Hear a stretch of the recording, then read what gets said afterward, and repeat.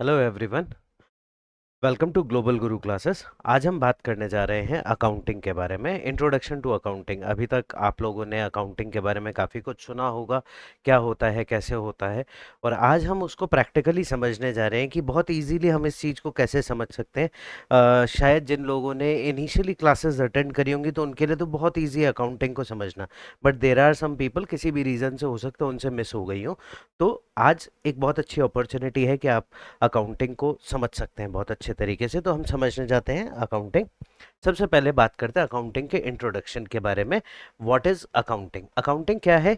एक systematic process है, सबसे इंपॉर्टेंट बात। अच्छा, आज के लेक्चर में ऑलमोस्ट हर स्लाइड पे आपको 1 से 2 मार्क्स आपके एमसीक्यूज और आपके एग्जाम में आने वाले शॉर्ट क्वेश्चंस में बहुत काम आने वाली है। थ्योरी में ये क्लासेस प्लस आने वाली मेरी 3 क्लासेस जो है उनको ज़रूर से सुनिएगा, ज़रूर से देखिएगा, मार्क करिएगा। कुछ इंपॉर्टेंट लगता है उसका स्क्रीनशॉट लीजिएगा, क्योंकि आई एम गारंटीइंग यू कि ऑलमोस्ट हर स्लाइड में से आपका 1 से 2 मार्क्स का क्वेश्चन बनता है। If you want to excel in your exam, theory is equally important जितना आपके लिए प्रैक्टिकल इम्पॉर्टेंट है।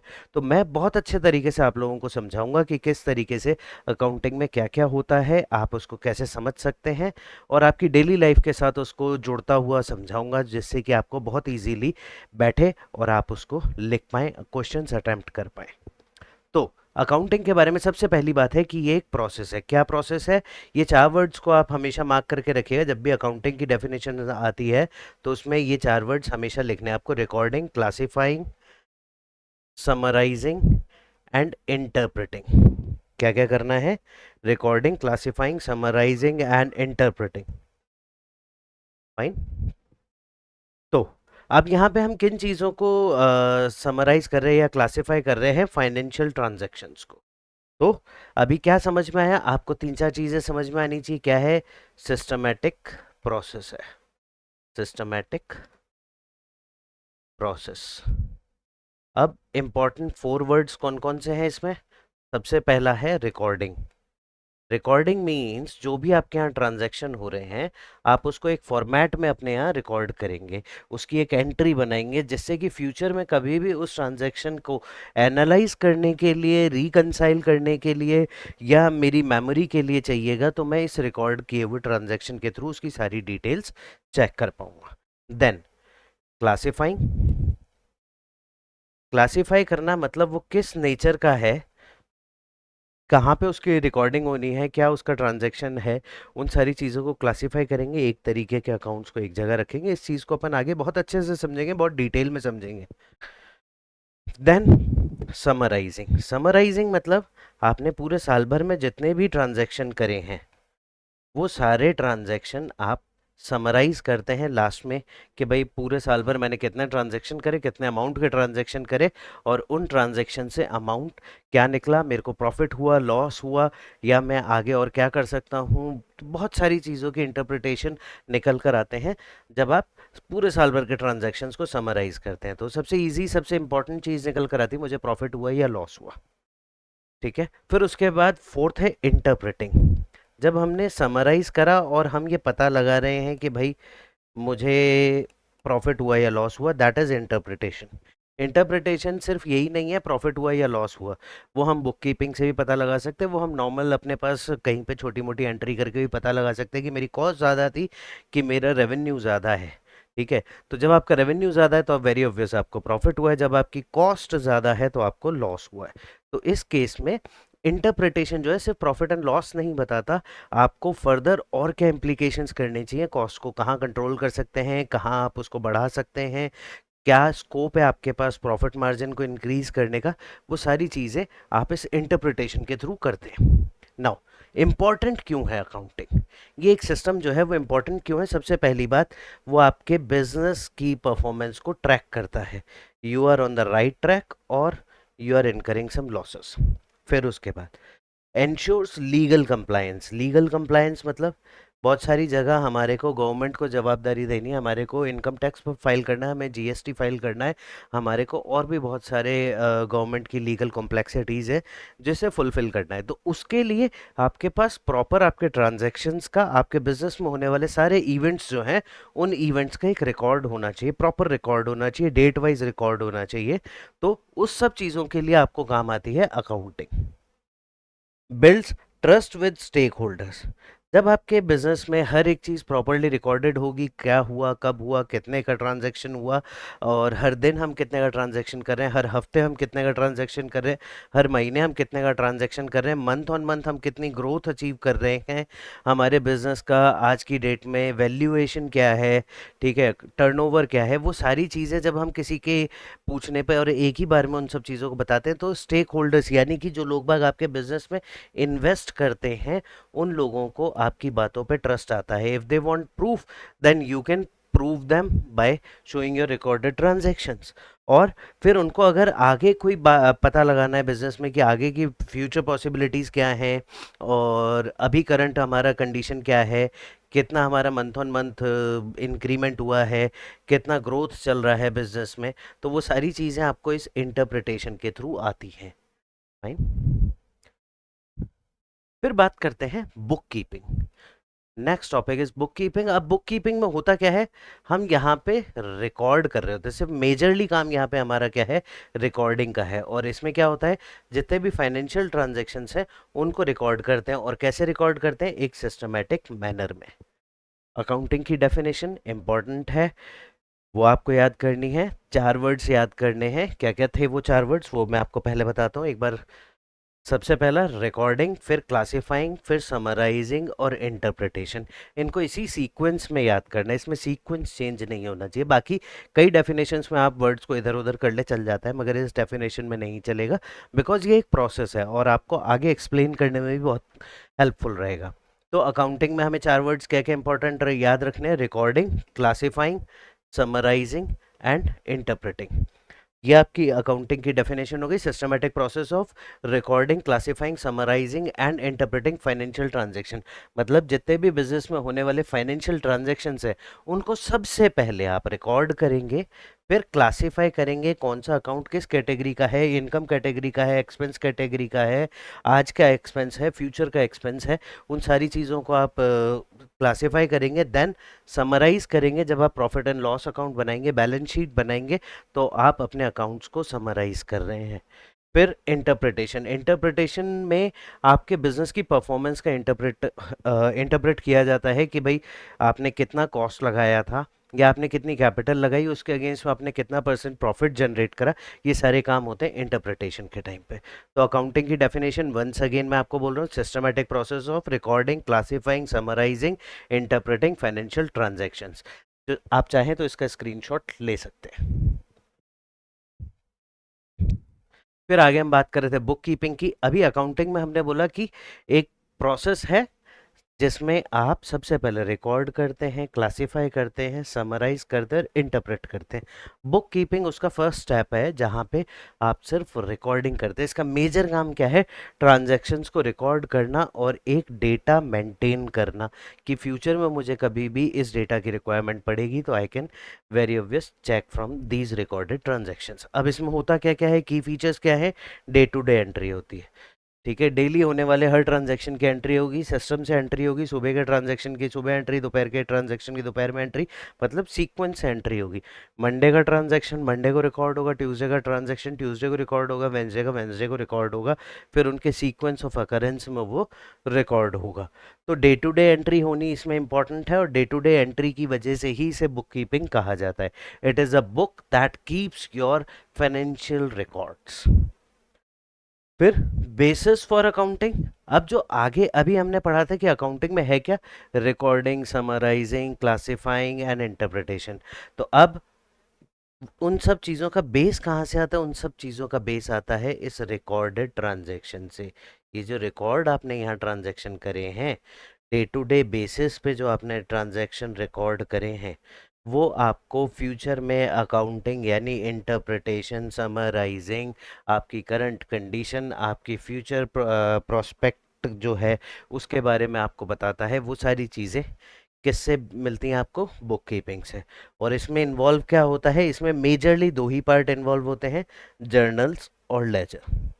जर्नल और लेजर आगे आपको समझ में आएगा, वैसे बहुत लोग अच्छे से जानते होंगे। जर्नल इज समथिंग जिसका फॉर्मेट कुछ इस तरीके का होता है, रफ फॉर्मेट की बात कर रहा हूँ, ठीक है। It is it is it is your date, फिर आता है पर्टिकुलर्स, फिर आता है डेबिट, फिर आता है क्रेडिट। ये आपका जर्नल का फॉर्मेट है, ठीक है। जर्नल का फॉर्मेट मतलब सबसे पहले ट्रांजैक्शन जो हैं वो इसमें रिकॉर्ड होते हैं। जब मैंने बात करी थी कि आपसे एक सिस्टम में एक सीक्वेंस में ट्रांजैक्शंस रिकॉर्ड होंगे, तो यहाँ पे जो डेट है, date means first of month का कोई ट्रांजैक्शन है तो वो पहले आएगा, सेकंड डेट को जो ट्रांजैक्शन हो रहा है वो उसके बाद आएगा, थर्ड का ट्रांजैक्शन जो हो रहा है वो उसके बाद आएगा, फोर्थ का ट्रांजैक्शन जो हो रहा है। मतलब ये एक सीक्वेंस में काम करेंगे ये हमेशा आपके लिए। क्यों करेंगे? क्योंकि हम डेली का रिकॉर्ड यहाँ मेंटेन कर रहे हैं, ठीक है। फिर ऐसे ही इसके फर्दर इसका एक एक्सटेंशन बनता है, दैट इज लेजर, जहाँ पे आप अकाउंट्स को क्लासिफाई करते हैं, क्लासिफाई करके उन्हें रिकॉर्ड करते हैं। फिर बात करते हैं अकाउंटिंग की, sorry. Accounting is book keeping plus analysis plus reporting. इसको ध्यान में रखिएगा, book keeping plus analysis plus reporting. Accounting सिर्फ बुक कीपिंग नहीं है, अकाउंटिंग सिर्फ एनालिसिस नहीं है, अकाउंटिंग सिर्फ रिपोर्टिंग नहीं है, इन तीनों का बेस्ट कॉम्बिनेशन है अकाउंटिंग। बुक कीपिंग में आपने क्या करा? सीक्वेंस में रिकॉर्ड करा। एनालिसिस में आपने क्या करा? ये जो डेटा आया इसको आपने इंटरप्रेट करा, ठीक है।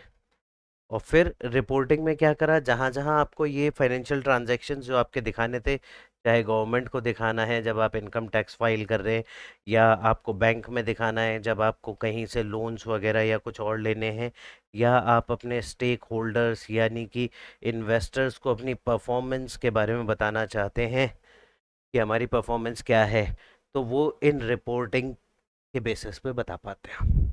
फिर goes beyond recording to interpret and communicate financial data. जो अभी हमने यहाँ बात करी कि सिर्फ रिकॉर्डिंग ही यानी सिर्फ बुक कीपिंग ही अकाउंटिंग नहीं है। इस बुक कीपिंग से आप एक इंटरप्रिटेशन निकालते हो कि बिजनेस प्रॉफिटेबल है या नहीं है, ठीक है।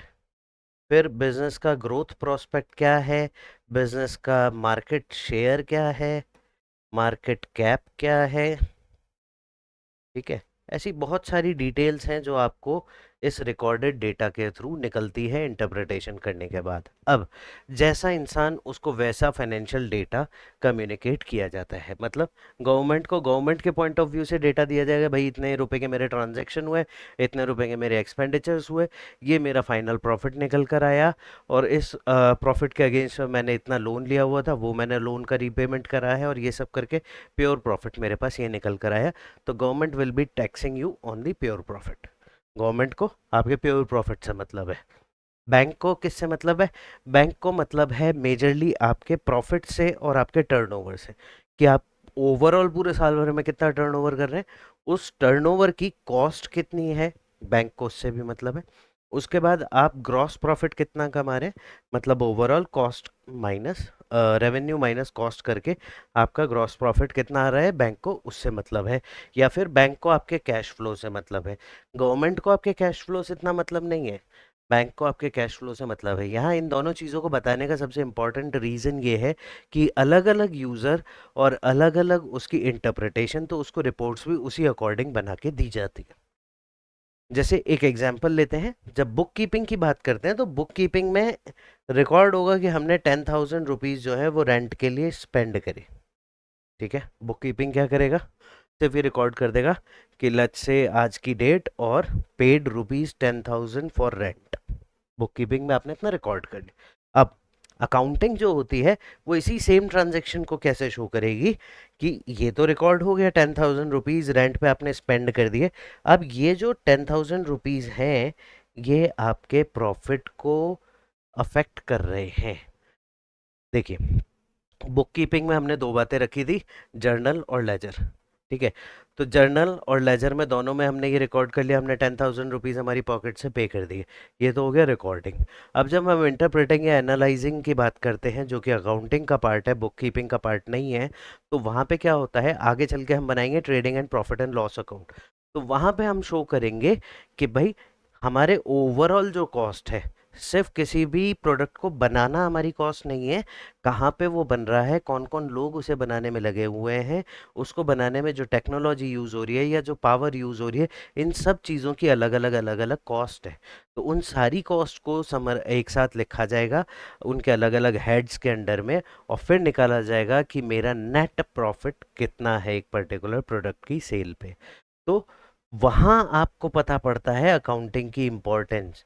जब हम फाइनल अकाउंट्स बनाते हैं, फाइनल रिपोर्ट्स बनाते हैं, तब हम मेंशन करते हैं कि हमने ए प्रोडक्ट इतने का बनाया और इतने का सेल करा, फिर ए प्रोडक्ट बनाने में इतनी कॉस्ट आई, प्लस उसके साथ अदर ओवरहेड्स इतने थे, and final net profit is this. तो वो इंटरप्रिटेशन आपको पता पड़ती है।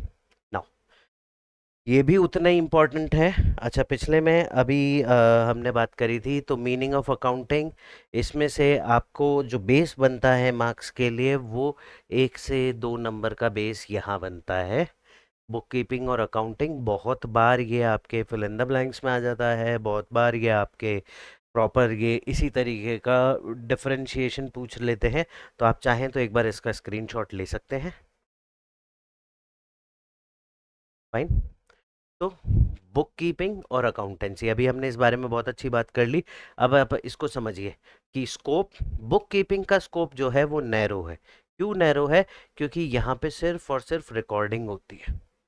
ठीक है, जो ट्रांजैक्शन हुआ हमने उसको हमारी बुक्स में एंटर कर लिया, that's it, that is what book keeping is. Accounting क्या करता है, इसका स्कोप यहाँ ब्रॉड हो जाता है।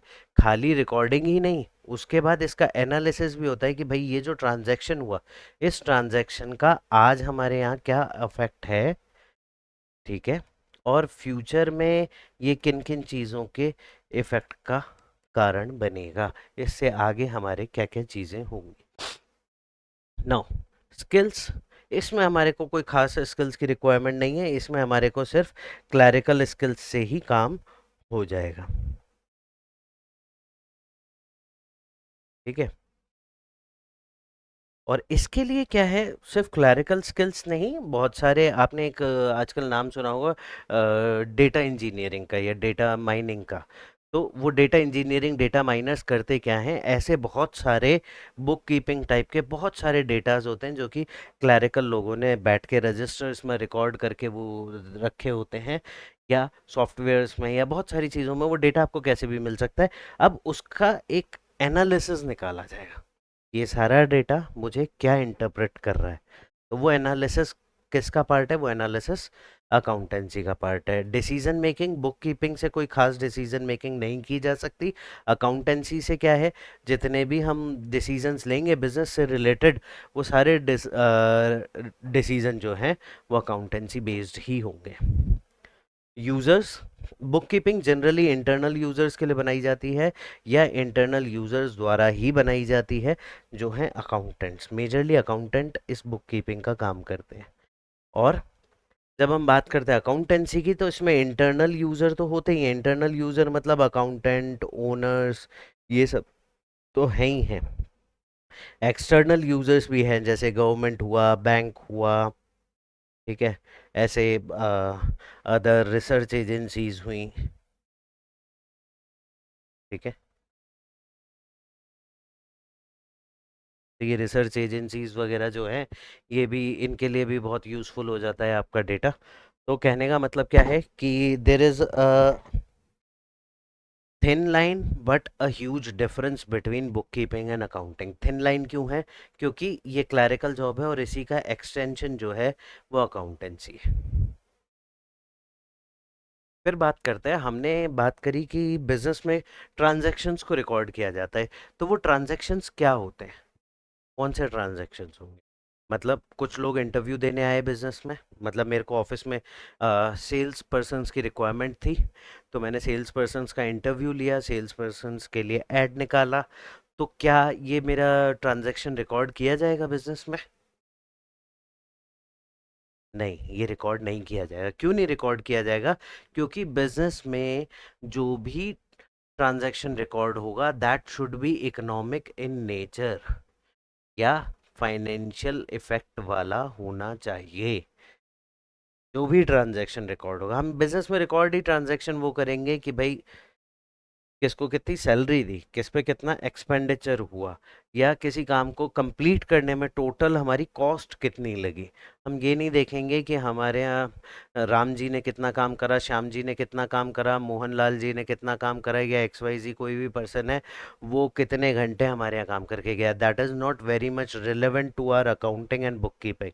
That is relevant to other decision making, वो अदर पार्ट है, वो मैनेजमेंट ऑफ बिजनेस स्टडीज़ में आपके काम आएगा।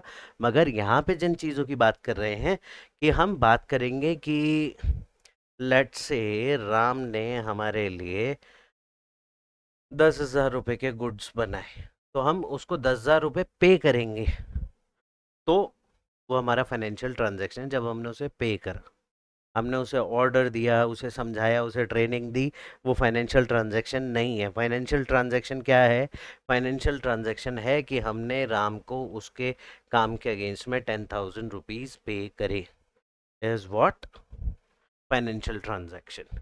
तो इकोनॉमिक इवेंट्स क्या है? ऐसा कोई भी इवेंट या ऐसा कोई भी ट्रांजैक्शन जिसमें पैसा इन्वॉल्व हो रहा है, वो इकोनॉमिक इवेंट कहलाता है। जैसे sale of goods, payment of salary, purchase of machinery and non economic events. Non economic event की बात जैसे अपन ने करी कि एम्प्लॉय मोराल बूस्ट करा, या कोई मैनेजर का कोई अचीवमेंट है, हमने उसके बारे में कोई बात करी, तो ये सारे चीज़ें नॉन इकोनॉमिक इवेंट हो गई। या हमने कोई ट्रेनिंग दिया, ठीक है, हमने अगर कोई ट्रेनिंग दिया, तो वो भी हमारे लिए नॉन इकोनॉमिक इवेंट है। उसमें जब तक हमने पैसा खर्च नहीं करा या उससे रिलेटेड कोई पैसे का ट्रांजैक्शन नहीं होता है, तो उसको हम अकाउंटिंग में रिकॉर्ड नहीं करते। फिर बात करते हैं चेंजिंग रोल ऑफ अकाउंटेंसी। अभी तक क्या है, बहुत टाइम तक हम सिर्फ डेटा को मेंटेन करते आ रहे थे, क्या क्या ट्रांजैक्शन हो रहे हैं, कैसे कैसे ट्रांजैक्शन हो रहे हैं, उन सब चीज़ों को मेंटेन करते आ रहे थे। अब अकाउंटेंसी का रोल जो है धीरे धीरे बहुत इवॉल्व होता जा रहा है।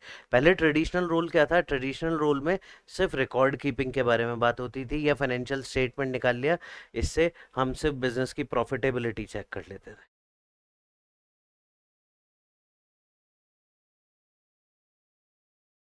ठीक है। तो हम बिजनेस की प्रॉफिटेबिलिटी चेक कर लेते थे फाइनेंशियल स्टेटमेंट्स के थ्रू, और रिकॉर्ड कीपिंग कर लेते थे just to safeguard our self. या हम हमारे ट्रांजैक्शंस को चेक करने के लिए कि भाई पूरे साल भर में किससे कितने ट्रांजैक्शन में क्या हुए, इन सब चीज़ों को रिकॉर्ड कर लेते थे, प्रॉफिटेबिलिटी चेक कर लेते थे, और क्या कहाँ पे हमारा वेस्टेज हो रहा है, या कुछ एक्सपेंडिचर्स किस तरीके के हो रहे हैं, उन सब चीज़ों को हम इससे पता लगा लेते थे। इतना सा काम जनरली हुआ करता था अकाउंटेंसी का। अब धीरे धीरे मॉडर्न अपडेशन आने लगे अकाउंटेंसी में। अब इस अकाउंटेंसी से हम स्ट्रैटेजिक प्लानिंग भी करते हैं। जैसे आपने बहुत सारे बिजनेसेस में देखा होगा कि आज इसने कुछ नई स्ट्रेटेजी लगाई और धीरे धीरे इसका मार्केट शेयर ग्रो होने लगा। जैसे टाटा मोटर्स की आप बात कर लें, उन्होंने एक इंटरनेशनल चेन को, इंटरनेशनल कंपनी को एक्वायर किया, जेएलआर प्लेटफॉर्म को इंट्रोड्यूस किया इंडिया में, उसके ऊपर बहुत सारे न्यू एज मॉडल्स बनाए, और आज टाटा ग्रुप जो है वो मेन स्ट्रीम ऑटोमोबाइल इंडस्ट्री में काउंट हो रहा है। Automobile in the sense passenger cars के बारे में, ट्रक और उसके अंदर तो वो हमेशा से एक टॉप 3 लीडर्स में हुआ करते थे। तो कहने का मतलब, अब ये स्ट्रैटेजिक प्लानिंग में अकाउंटेंसी भी इंक्लूड हो गई है। फिर आपको किसी भी काम को करने के लिए हमेशा एक बजट दिया जाता है, बजटिंग की जाती है कि this much amount is sufficient for this particular work, या इस पर्टिकुलर वर्क को मुझे इस अमाउंट के अंदर अंदर फिनिश करना है, that is what budgeting is.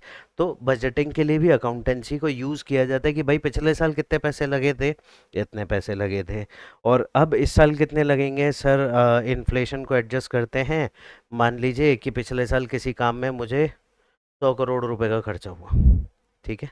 अब इन्फ्लेशन जो है, इन्फ्लेशन इस साल 6% है, तो +6% कर लेते हैं सर। तो 106 करोड़ रुपीज आर रिक्वायर्ड। अगर कोई रेट टैक्सेशन या किसी चीज़ में कोई भी चेंज नहीं आता है, तो जो काम मेरा पिछली बार 100 रुपये में हुआ था, इन्फ्लेशन 6% को अगर मैं एडजस्ट करता हूँ, तो वो काम इस बार मेरा 106 रुपये में होगा। This is what budgeting is. अब बजटिंग को ये कैसे पता पड़ा कि भाई पिछले साल ये काम 100 करोड़ में हुआ था? ये पता पड़ता है आपके अकाउंटेंसी के थ्रू।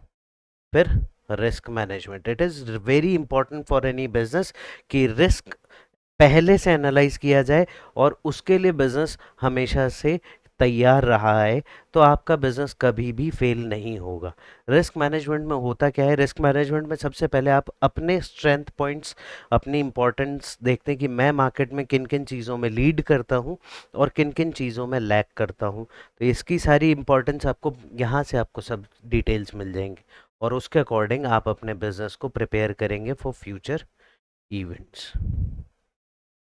नाउ सस्टेनेबिलिटी रिपोर्ट, कि पिछले 5 साल में कंपनी का क्या परफॉर्मेंस रहा, मेरा कितना % ग्रोथ आ रहा है, जो ग्रोथ आ रही है वो ग्रोथ भी इंक्रीमेंटल है कि नहीं, ये सारी चीज़ों का आपको इंटरप्रिटेशन मिलता है अकाउंटिंग के थ्रू। फिर हम बात करते हैं प्रोसेस ऑफ अकाउंटिंग के बारे में। अभी तक हमने ये समझ लिया अकाउंटिंग क्या है, कौन कौन यूज़ करता है, बुक कीपिंग क्या है, बुक कीपिंग के अलावा अकाउंटेंसी का क्या रोल है, ये सारी चीज़ों के बारे में हमने बात कर ली। अब बात करते हैं कि ये अकाउंटिंग अकाउंटिंग हम इतना सारा हल्ला मचा रहे हैं, इसमें होता क्या है, प्रोसेस क्या है। तो इसका प्रोसेस है सबसे पहले आइडेंटिफाइंग ट्रांजैक्शन। आइडेंटिफाइंग ट्रांजैक्शन यहाँ पे हम देखेंगे कि ये इकोनॉमिक नेचर के हैं या नहीं। इकोनॉमिक नेचर, जैसा कि मैंने आपको पहले भी बताया था, कि इसमें किसी भी तरीके से पैसा इन्वॉल्व है या नहीं इन्वॉल्व। अगर पैसा इन्वॉल्व है तो मैं इसे रिकॉर्ड करूंगा, पैसा इन्वॉल्व नहीं है तो मैं इसे रिकॉर्ड नहीं करूंगा, ये मेरे बिजनेस में एज अ ट्रांजैक्शन रिकॉर्ड नहीं होगा। फिर अब ये पैसा इन्वॉल्व है, हमने देख लिया इकोनॉमिक नेचर का है, तो उस ट्रांजैक्शन को हम रिकॉर्ड करेंगे। क्या करेंगे, रिकॉर्ड करेंगे। काय में करेंगे, जर्नल में। जर्नल में हमने क्या बोला था कि सीक्वेंस में रिकॉर्ड होता है जी, जो जिस दिन ट्रांजैक्शन होता है उस दिन उसी टाइम पे उसको रिकॉर्ड किया जाता है। फिर उसके बाद हमने रिकॉर्ड कर लिया, फिर हम करेंगे क्या, क्लासिफाई करेंगे। अब क्या है, जर्नल में हमने सारे ट्रांजैक्शन, बिजनेस में जितने भी ट्रांजैक्शन थे उनको एक लाइन में लिखा, एक बॉक्स में लिखा और क्लोज कर दिया कि भाई ये ट्रांजैक्शन हुआ था और ये अकाउंट इफेक्ट हुए थे, ये हमने सारी डिटेल्स जर्नल में लिख ली। और यहाँ पे हमने डेट लिख दी कि इस डेट को, इस डेट को, इस डेट को, इस डेट को और इस डेट को ये ट्रांजैक्शंस हुए थे, ये जर्नल में हमने रिकॉर्ड कर लिया। अब हमें एनालाइज करना है कि ये ट्रांजैक्शन हमारे को इनकम दे रहा है, ये ट्रांजैक्शन में हमारा एक्सपेंस है, ये ट्रांजैक्शन में हमारा एक्सपेंस है, ये ट्रांजैक्शन में हमारा एक्सपेंस है, और इसमें हमारे को इनकम जनरेशन हो रहा है। तो अब क्या करेंगे, अब यहाँ से उठाएंगे साहब इनकम। इनकम वाले कौन कौन है, इनकम इनकम वाले, इनकम साहब ये है, सॉरी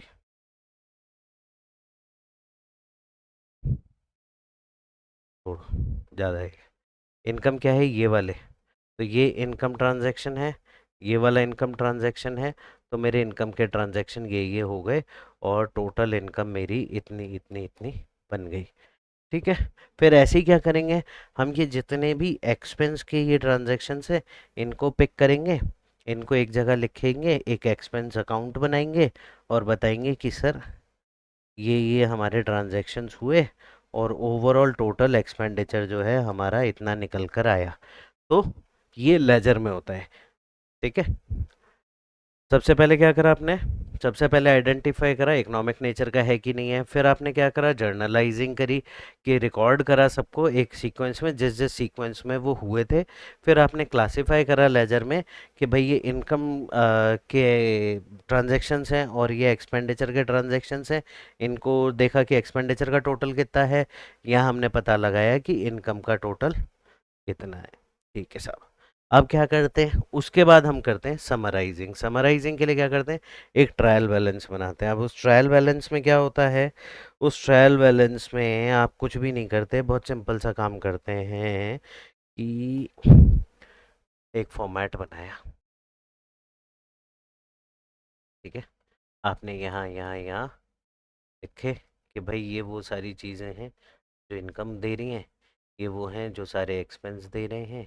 ऐसा ऐसा ऐसा आपने इनका कैलकुलेशन लगा लिया। ओवरऑल आपको बिजनेस में क्या प्रॉफिट हुआ क्या लॉस हुआ वो आपको यहाँ इसमें समरी में समझ में आ जाएगा कि ये सारे इनकम वाले ट्रांजैक्शन थे, ये सारे एक्सपेंस वाले ट्रांजैक्शन थे, इनका प्लस माइनस करा तो क्या क्या हुआ वो आपको इस ट्रायल बैलेंस में पता पड़ जाएगा। अब उसके बाद बनाते हैं हम एनालाइजिंग एंड इंटरप्रेटिंग। ये सब होने के बाद फिर हम बनाते हैं कि भाई अब एनालाइज करा जाए क्या हुआ क्या नहीं हुआ।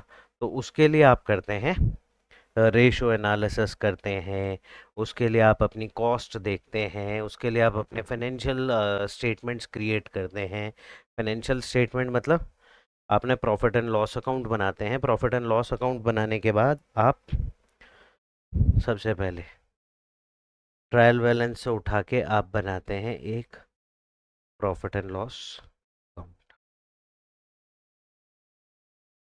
प्रॉफिट एंड लॉस अकाउंट क्या बनाते हैं, प्रॉफिट एंड लॉस अकाउंट। अब ये प्रॉफिट एंड लॉस अकाउंट करता क्या है, प्रॉफिट एंड लॉस अकाउंट जो है वो आपकी सारी होने वाली इनकम्स को यहाँ लिख लेता है। जितनी भी इनकम्स है, जितना भी पैसा इनफ्लो हो रहा है बिजनेस में, उन सबको यहाँ रिकॉर्ड कर लेता है। ठीक है, this is your credit side, this is your debit side. और बिजनेस में होने वाले जितने भी एक्सपेंसेस हैं उन सारे एक्सपेंसेस को यहाँ नोट कर लेता है। अब अगर आपकी इनकम जो है उसका टोटल ज़्यादा है तो फिर हम पता लगाते हैं साहब हमें हो गया प्रॉफिट। ठीक है, ये हम पता लगा लेते हैं। तो ये सारी चीज़ें हो गई। अब इससे क्या निकल कर आया, सर प्रॉफिट निकल कर आया, मेरे एक्सपेंसेस सारे लिख गए। अच्छा मेरे इनकम जनरेशन वाले पॉइंट्स क्या क्या थे, ये मेरे इनकम जनरेशन वाले पॉइंट थे। तो अब इनका टोटल करेंगे तो एक्सपेंसेस के बारे में पता पड़ेगा, ये इनकम हेड्स के बारे में पता पड़ेगा। इससे हम अलग अलग ट्रेंड्स को निकालेंगे। फिर वो अलग अलग ट्रेंड्स जो हैं वो हम कम्युनिकेट करेंगे। कम्युनिकेट कैसे करेंगे, in the form of reports. In the form of reports हम कहीं पे तो profit and loss account submit करेंगे, कहीं पे profit and loss account plus balance sheet भेजेंगे। ठीक है, कहीं पे हम जीएसटी का स्टेटमेंट भेजेंगे, कहीं पे हम इनकम टैक्स के लिए फाइलिंग करेंगे। तो ऐसे बहुत सारी चीज़ें हैं जिनकी अलग अलग तरीके की रिपोर्ट्स बनाई जाएंगी। और ये रिपोर्ट्स बना के उनके जो पर्टिकुलर यूज़र्स हैं हम उन यूज़र्स को ये रिपोर्ट्स सेंड करेंगे। देन अब मैंने बोला कि हम रिपोर्ट्स बनाएंगे और रिपोर्ट्स को कुछ यूज़र्स को सेंड करेंगे। तो नाउ इसका मतलब यूज़र जो हैं अलग अलग हैं, कई सारे लोग हैं जो हमारी इंफॉर्मेशन को यूज़ करेंगे। तो हमने उनको बाइफरगेट करा, सेग्रीगेट करा दो पार्ट में। One is internal user, another is external user. Internal user कौन है, जो जो बिजनेस के अंदर अवेलेबल हैं, जिनका बिजनेस के अंदर डायरेक्टली इंटरेस्ट वेस्टेड है। मतलब बिजनेस अच्छा चले और सब कुछ बढ़िया हो, उसको उसके लिए जो लोग इंटरेस्टेड हैं वो सब इंटरनल यूजर्स कहलाएंगे। जैसे बिजनेस के ओनर हो गए, बिजनेस को रन करने वाला मैनेजमेंट हो गया, और एम्प्लॉयज़ जो उस पर्टिकुलर बिजनेस में जॉब कर रहे हैं वो लोग इंटरनल यूज़र हो गए। एक्सटर्नल यूज़र जो कि डायरेक्टली इस बिजनेस में इन्वॉल्व नहीं है। तो इसमें सबसे पहला इन्वेस्टर, फिर आ गया गवर्नमेंट, फिर आ गए क्रेडिटर्स। ठीक है, इन्वेस्टर जिसका पैसा लगा हुआ है तो वो बिजनेस अच्छा चले में इंटरेस्टेड है, मगर वो उसकी डे टू डे एक्टिविटीज़ में इन्वॉल्व नहीं है। गवर्नमेंट, गवर्नमेंट भी चाहती है सर आपका बिजनेस बहुत अच्छा चले, क्योंकि आप ज़्यादा अच्छा बिजनेस करेंगे, ज़्यादा बड़ा टर्नओवर करेंगे और ज़्यादा से ज़्यादा गवर्नमेंट को टैक्स पे करेंगे। फिर क्रेडिटर्स, क्रेडिटर्स वो लोग होते हैं जिन्होंने आपके बिजनेस में कुछ सामान उधार में दिया होता है या आपने कुछ पैसा उनसे उधार में लिया होता है फॉर अ टाइम बिंग। तो ऐसे लोग इन क्रेडिटर्स हैं। तो ये क्रेडिटर क्या चाहेगा? ये भी चाहेगा कि सर आपका बिजनेस जो है वो ग्रो हो। क्यों? जितनी जल्दी आपका बिजनेस ग्रो होगा उतनी जल्दी इसको इसका पैसा मिलेगा। सॉरी। अब बात करते हैं पर्पस की। पर्पस क्या है? Evaluate performance, make investment decisions और एंश्योर कंप्लायंस। ये कौन कराता है? अच्छा बताइए सबसे पहले, इवेल्युएट परफॉर्मेंस में कौन कौन इंटरेस्टेड होगा? इंटरनल यूजर, एक्सटर्नल यूजर या बोथ? ठीक है। I mark this one, mark this two, mark this three. ठीक है, ये मैंने मार्क कर दिया। इसको प्लीज कमेंट बॉक्स में बताइएगा। मेक इन्वेस्टमेंट डिसीजंस, अब ये इन्वेस्टमेंट डिसीजन करने वाला इंटरनल यूजर, एक्सटर्नल यूजर या बहुत हो सकते हैं। इंश्योर कंप्लायंस, ये कौन हो सकते हैं? इंटरनल यूजर, एक्सटर्नल यूजर और बोथ। ये आप मुझे आइडेंटिफाई करके बताइएगा। मैंने बहुत कोशिश करी आप लोगों को चीज़ों को समझाने के बाद लिए। अब ये कंप्लाइंस किसके लिए ज़रूरी होता है? इन्वेस्टमेंट कौन कर रहा होता है बिजनेस की? परफॉर्मेंस के लिए, परफॉर्मेंस कैसी है उसके लिए कौन कौन ज़्यादा इंटरेस्टेड होता है? ये आप मुझे कमेंट बॉक्स में बताइएगा। Just mark the question one, answer I, E और बी। कोई भी जो भी करेक्ट आंसर हो वो आप लिखिएगा, और जो करेक्ट आंसर होगा उसको मैं लाइक कर दूंगा, तो उससे आपको पता पड़ जाएगा करेक्ट आंसर क्या है। नाउ, अब अकाउंटिंग के बारे में हमने बहुत सारी बातें कर ली। ये अकाउंटिंग, वो अकाउंटिंग इस काम आती है, ये लोग यूज़ करते हैं। तो अब जो जो लोग यूज़ करते हैं उसके बेसिस पे हमने अकाउंटेंसी को कुछ पार्ट्स में, कुछ ब्रांचेस में डिवाइड कर रखा है। जैसे सबसे पहली ब्रांच आती है आपकी फाइनेंशियल अकाउंटिंग। फाइनेंशियल अकाउंटिंग ये मेजरली रिपोर्टिंग के काम आती है, और जो एक्सटर्नल यूजर्स होते हैं उनको रिपोर्ट्स बना के दी जाती हैं, तो वहाँ पे फाइनेंशियल अकाउंटिंग यूज़ होती है। अब जो अकाउंटिंग मैनेजमेंट से डील करती है वो आपके लिए इंटरनल डिसीजन मेकिंग के लिए काम आती है। मतलब इसके यूजर्स कौन है? आपका जो बिजनेस का मैनेजमेंट है, वो क्या करेंगे? बिजनेस के internal decision making, major decision making में इसमें यूज होने वाली और इससे निकलने वाली रिपोर्ट्स को ध्यान में रख के बनाएंगे। फिर आती है कॉस्ट अकाउंटिंग। कॉस्ट अकाउंटिंग क्या करती है जी? कॉस्ट अकाउंटिंग करती है बिजनेस में जो भी आप काम कर रहे हैं उसकी कॉस्ट को एनालाइज करते हैं। और कौन लोग करते हैं इस पार्ट को? ये आपका कॉस्ट कंट्रोल और एनालिसिस का काम होता है इसके थ्रू। मतलब जो लोग बाग कॉस्ट कंट्रोल और जो बिजनेस की कॉस्ट एनालिसिस कर रहे होते हैं उसके लिए ये काम आती है। टैक्स अकाउंटिंग किस काम आती है? टैक्स के कंप्लाइंसेस, यानी कि इनकम टैक्स फाइल करने में, जीएसटी फाइल करने में, या बिजनेस का जो बिजनेस टैक्सेशन होता है उन सब चीज़ों को कैलकुलेशन करने में काम आती है। फिर आती है जो आजकल न्यू ट्रेंडिंग है, दैट इज सोशल अकाउंटिंग। ये पहले जब हम लोग पढ़ा करते थे उस टाइम पे ये सिर्फ बुक्स में हुआ करता था, इसका कहीं कोई प्रेजेंस नहीं था, कोई रिलेवेंस नहीं था। मगर आज की डेट में ये इक्वली इम्पॉर्टेंट है फाइनेंशियल अकाउंटिंग के बराबर। अब होता क्या है, आपने इसका एक एग्जांपल आप देख सकते हैं कि जितनी भी कंपनीज आजकल ऐड कर रही हैं या कुछ कर रही हैं वहाँ वो लिखती हैं दो तीन चीज़ें अलग अलग चल रही हैं। जैसे कोई अपने सीएसआर के बारे में बताता है कि मैंने इतने बच्चों को एजुकेट करा, या कोई बताता है कि आप कार्बन नेगेटिव कंपनी के साथ में काम कर रहे हैं, या कोई बताता है कि हमारी कंपनी के जो कार्बन फुटप्रिंट्स हैं वो बहुत कम हैं। अगर इन सारी बातों को आपको समझना है, कार्बन फुटप्रिंट्स, कार्बन नेगेटिव या सीएसआर, उसके लिए मैं अलग से आपके लिए वीडियो बना दूंगा। If you want just comment me कि सीएसआर के ऊपर बनाना है, कार्बन फुटप्रिंट के ऊपर बनाना है, कार्बन नेगेटिविटी के ऊपर बनाना है, या इस सोशल अकाउंटिंग के ऊपर बनानी है। इसको एक्सप्लेन करते हुए मैं अलग वीडियो बना दूंगा आपके लिए। अभी इम्पॉर्टेंट बात क्या है कि सोशल अकाउंटिंग किस काम आती है? आपके बिजनेस का सोसाइटी में और एनवायरनमेंट पे क्या इम्पैक्ट पड़ रहा है वो बताने के काम आती है सोशल अकाउंटिंग। नेक्स्ट, वैसे तो हमने इस बात को कई बार समझ लिया, बट फिर भी ऑब्जेक्टिव्स क्या हैं, किस रीज़न से हम अकाउंटिंग करते हैं? मेन इंपॉर्टेंट है, हम रिकॉर्ड्स मेंटेन करना चाहते हैं। बिजनेस में प्रॉफिट एंड लॉस को पता लगाना चाहते हैं। आज बिजनेस की फाइनेंशियल पोजीशन क्या है, प्रॉफिटेबल है, लॉस में है, कैश रिच है, या मैं डेट में हूँ, बहुत ज़्यादा कर्जे में है मेरा बिजनेस। तो ये सारी चीज़ों के बारे में, मेरी फाइनेंशियल पोजीशन के बारे में पता लगाने के काम आती है।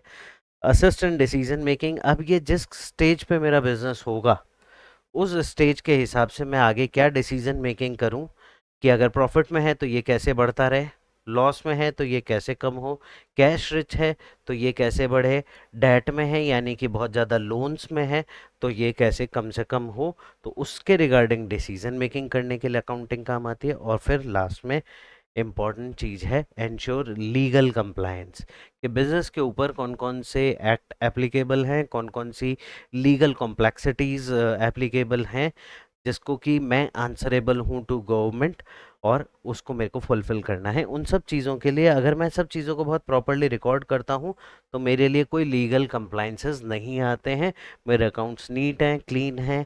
तो मैं बहुत इजीली गवर्नमेंट के हर चीज़ को आंसर कर सकता हूँ और बहुत इजीली क्लियर ऑफ कर सकता हूँ।